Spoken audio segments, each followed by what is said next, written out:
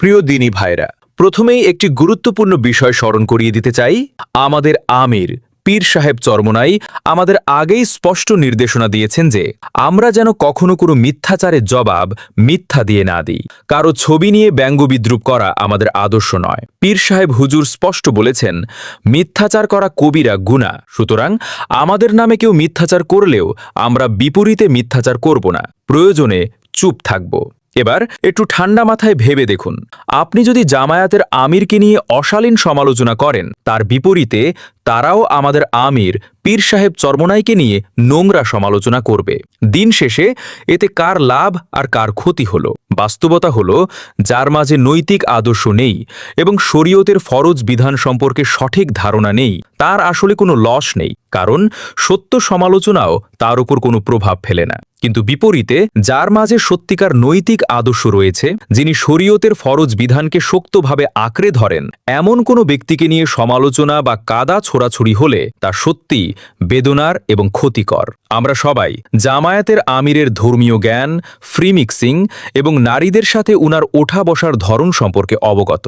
শরিয়াহ ও ফরজ বিধান সম্পর্কে উনার জানাশোনা কেমন তা দেশের মানুষের অজানা নয়। তাই উনার ছবি ব্যঙ্গ করে বা উনাকে নিয়ে অশালীন সমালোচনা করে জাতিকে নতুন কিছু বোঝানোর আমাদের বিন্দুমাত্র প্রয়োজন নেই।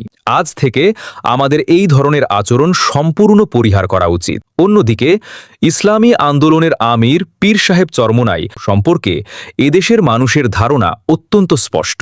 উনার আদর্শ, উনার নৈতিকতা এবং ইসলামের শরিয়াহ ও ফরজ বিধানের প্রতি উনার সচেতনতা দেশবাসী ভালো করেই জানে।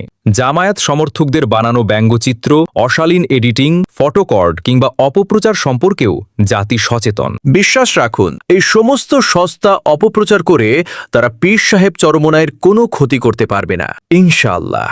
কিন্তু দুঃখের বিষয় হলো, আপনাদের অনেকেই জামায়াত সমর্থকদের সেই সমস্ত ব্যঙ্গাত্মক ছবির স্ক্রিনশট নিয়ে নিজেদের আইডি থেকে পুনরায় পোস্ট করছেন। এটা সম্পূর্ণ অনুচিত। তারা তো এটাই চায় যে আপনি তাদের সেই নোংরামি প্রচার করুন। তাই বিনীত অনুরোধ, দয়া করে কেউ তাদের ব্যঙ্গাত্মক ছবি স্ক্রিনশট নিয়ে শেয়ার করবেন না।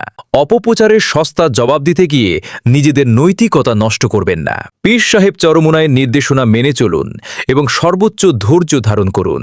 নিশ্চয়ই আল্লাহ নির্দেশিত এই ধৈর্যের মধ্যেই আমাদের আসল সফলতা নিহিত।